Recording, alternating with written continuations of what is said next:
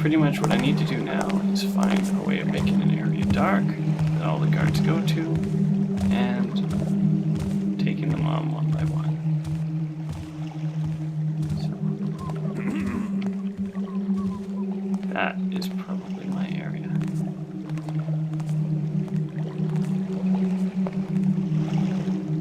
So, now I just have to wait for a guard to go by. I believe there's 2 of them that go in a circuit. Yeah. So here's number 2. I'll just slowly creep behind him.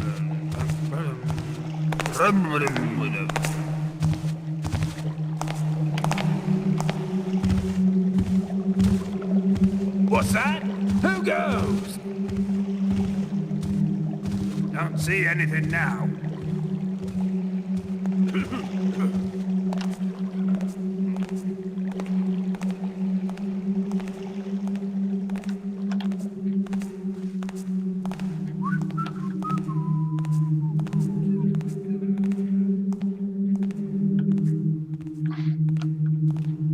So, well, this is dark.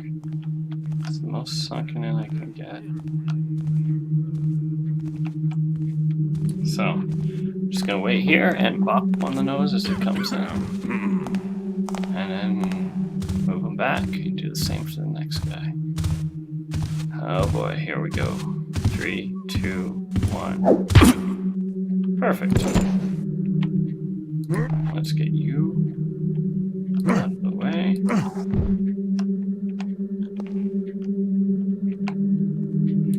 And we'll wait again. And we're looking down that hallway to the left. You see, FOV isn't great, but it's, I think I have it upped a bit. Oh, it might be 90. Yeah, it might be. Gives me that good peripheral vision right there. Alright. Come on, buddy. It's time to go to nap. Who goes there?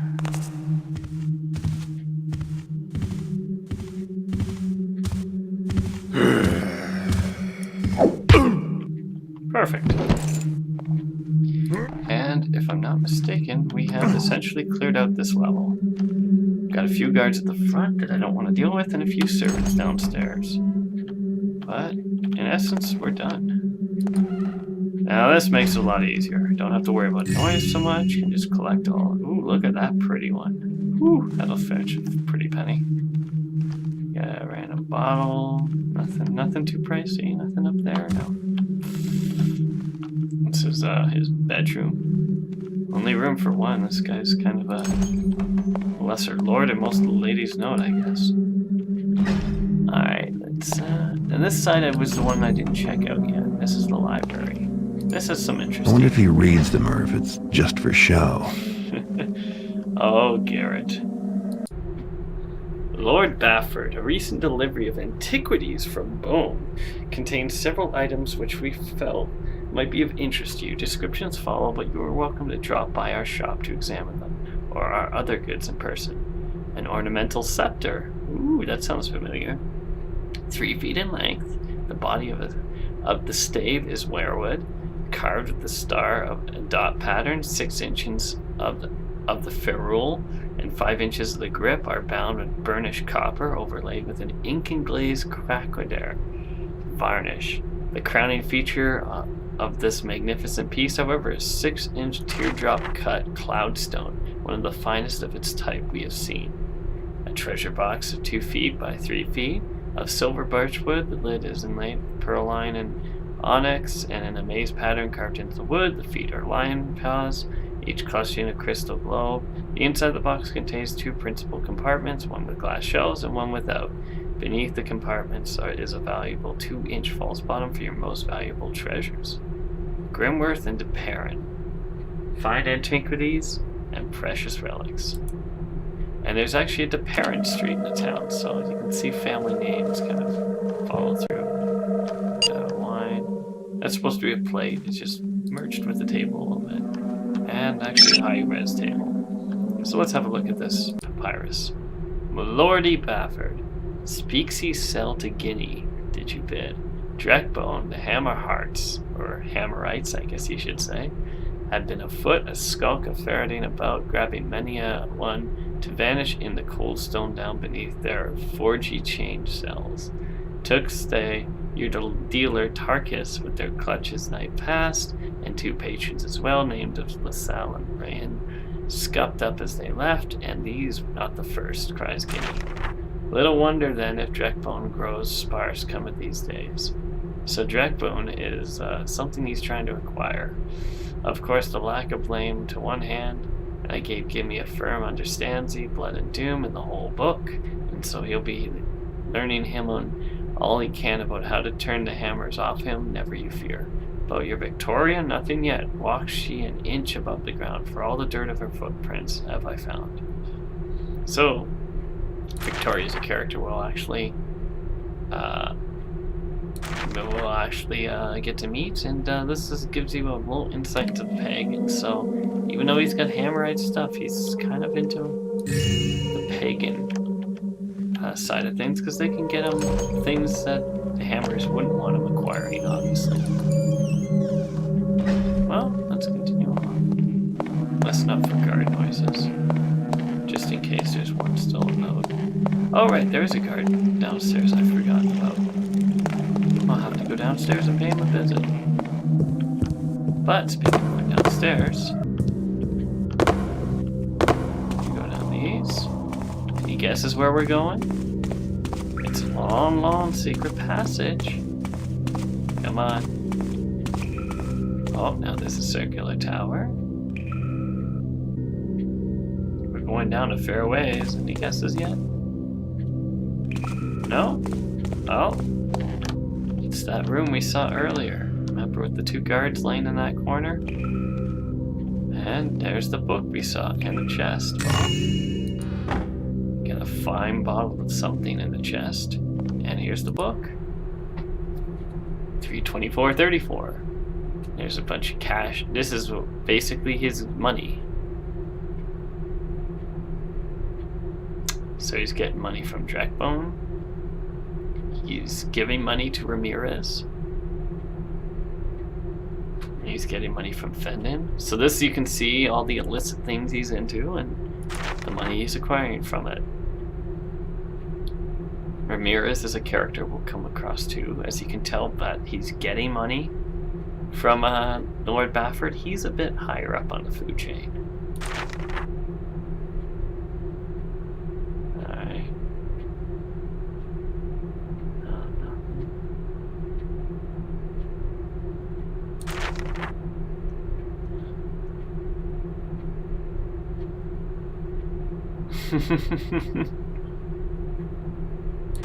So Dreckbone, yeah, he's not paying his dues. And that was that letter we saw earlier.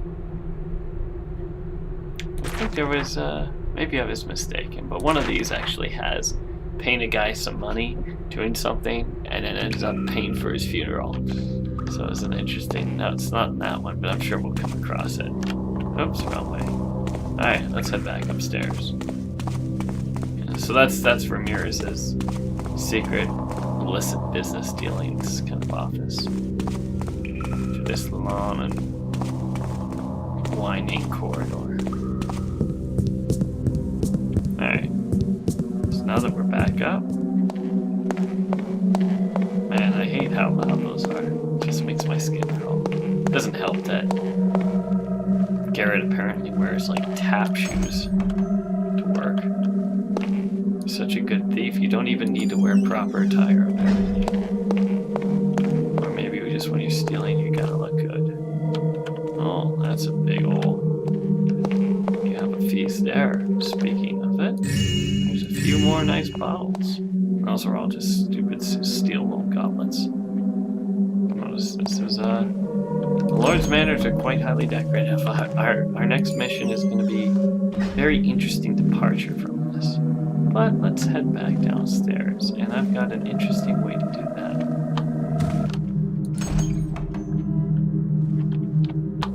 Oops. Let's try to jump over straight to the carpet. Alright.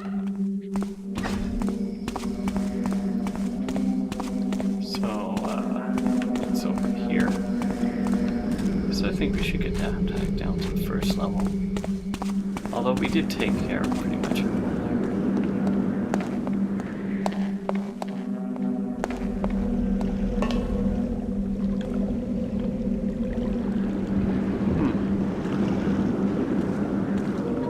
Yeah.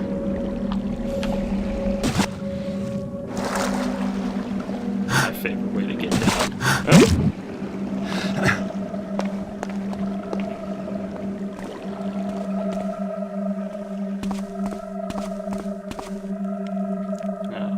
Guard I hear over here. There's a little bit we haven't explored at the front. Right, that's over through this corridor. Who goes there?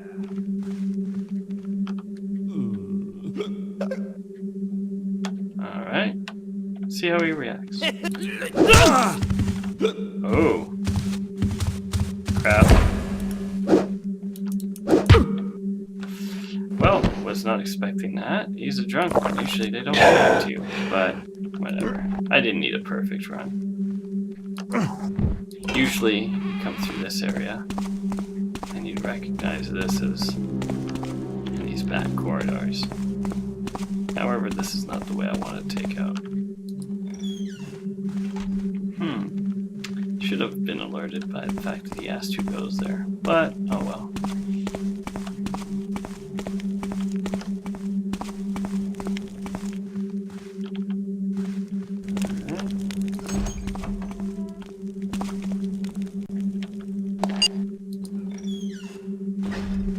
Guards afoot, so I gotta watch it. There'll also be money.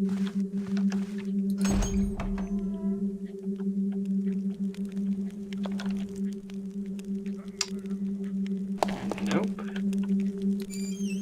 Not want to go there. And you notice I kind of sprung there. That's actually one of the interesting physics glitches of the game. Ah, this is where I wanted to go. The problem being that when you oh, my frame rate's starting to choke down. Yeah, when you lean over something and then pull back, it'll spring you. And so if you lean over something and tend to keep turning, you'll end up snapping back into position. Which can cause some repercussions, shall we say. There shouldn't be anyone down here. No. Let's see if there's anything in this room of value. Yoink. And I believe that's one of the few last remaining valuable pieces here. There might be a few things on the guard or stuff out in the front that I missed, but I don't know if I want to really run up there. Yeah, that's just a vase. I don't know if that's worth the guard's attention.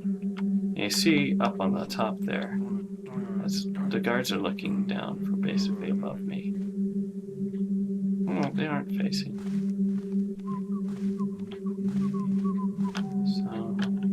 Nope, that's everything. So up there would be the guards straight in front.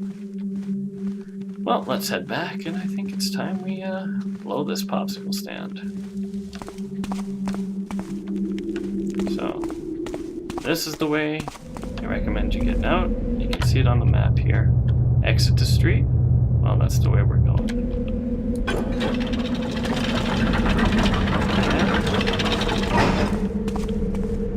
Where's your witty quip? Usually he does a witty quip at the end of an episode. But there you go. That's the end of the first episode of Thief. As you can see, the stealth mechanics are, yeah, it has a bit of a primitive AI problem and things, but still the AI is very attentive and will actually, although I didn't cause too much trouble, will actually search you out. You kind of saw the mechanics of flash bombs, how they can kind of blind you. If you throw it and turn away, they don't blind you as much, but when you're in a rush, you tend not to do that. You tend just to throw it and it starts swinging wildly. As you can see, we got everything. Let's look at the statistics and see how I did. So yeah, I was short a fair bit of loot there. I don't know exactly where that's hidden. Probably can check. That took me just under an hour. So, I mean, I probably could have finished this in about 30 minutes, but that's a decent playtime for me. Oh, and the backstab, that must have been on the little spider there, because, and stab any people. As you can see, the only thing I killed were the 4 spiders. So, that's all. Let me know what you think. Maybe I can tighten it up. Maybe I can cut out some parts of dead air. But let me know what you think of this series. Thanks, and I'll see you guys later.